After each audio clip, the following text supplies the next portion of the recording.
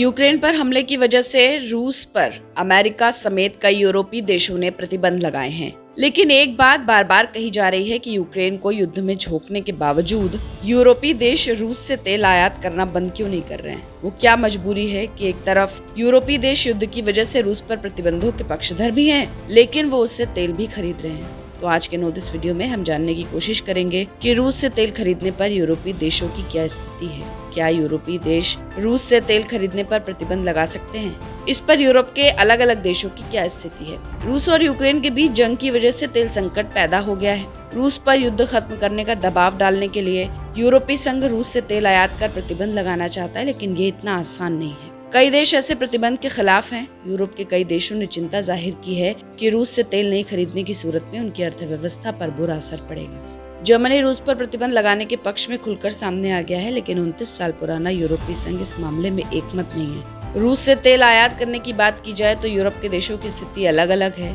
कई देश अपनी ऊर्जा की जरूरतों के लिए रूस के तेल पर पूरी तरह से डिपेंडेंट है। इनमें से कई देश ऐसे भी हैं जो रूस से बहुत ज्यादा मात्रा में तेल आयात करते हैं, लेकिन इसके बावजूद रूस से व्यापारिक रिश्ते खत्म होने की स्थिति में भी आर्थिक झटका बर्दाश्त कर सकते हैं। जर्मनी ऐसे ही देशों में शामिल है, लेकिन सभी यूरोपीय देशों की ऐसी स्थिति नहीं है। रूस से तेल आयात करने पर प्रतिबंध के लिए ये जरूरी है कि यूरोपीय संघ के सभी 27 सदस्य देश इसका समर्थन करें। इसमें समस्या छोटे देशों के साथ है। छोटे देश रूस से तेल आयात पर प्रतिबंध बर्दाश्त नहीं कर सकते हैं। इससे उनकी अर्थव्यवस्था को नुकसान पहुंचेगा।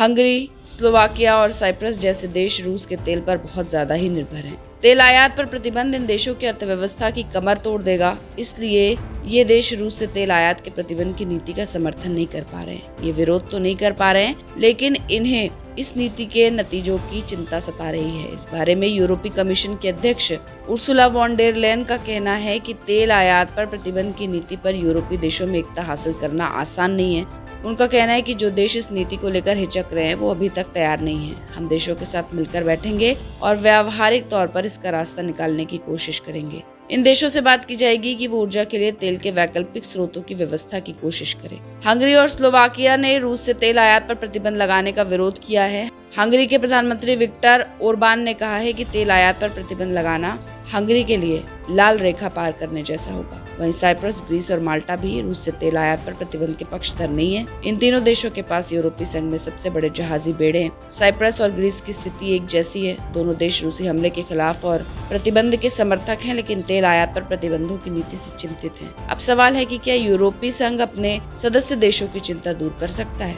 बताया जा रहा है कि यूरोपीय संघ ने तेल आयात पर प्रतिबंध में कुछ बदलाव के संकेत दिए हैं ताकि इन देशों की चिंता को कम किया जा सके। नए प्लान में हंगरी और स्लोवाकिया को साल 2024 तक रूस से तेल आयात करने की छूट होगी। मूल प्रस्ताव में ऐसी व्यवस्था है जिसमें 6 महीने में रूस से तेल आयात पर प्रतिबंध और साल 2022 के अंत तक रूसी रिफाइन तेल के उत्पादों के आयात को बंद करना होगा। नए प्रस्ताव में शिपिंग कंपनियों को 3 महीने का वक्त दिया जाएगा, जिसमें वो रूसी तेल के पुराने आयात का काम खत्म कर सके। यूरोपीय संघ रूस से तेल आयात पर प्रतिबंध लगाने की तैयारी कर रहा है, लेकिन इसे चरणबद्ध तरीके से लागू किया जा सकेगा। इसमें संघ के सभी देशों की चिंता को दूर करने की भी कोशिश होगी। हमारी इस खबर पर आपकी क्या राय है? कमेंट सेक्शन में लिखकर जरूर बताएं। देश दुनिया से जुड़ी तमाम मुश्किल खबरों को आसान भाषा में समझने के लिए सब्सक्राइब करें हमारा डिजिटल चैनल नो दिस।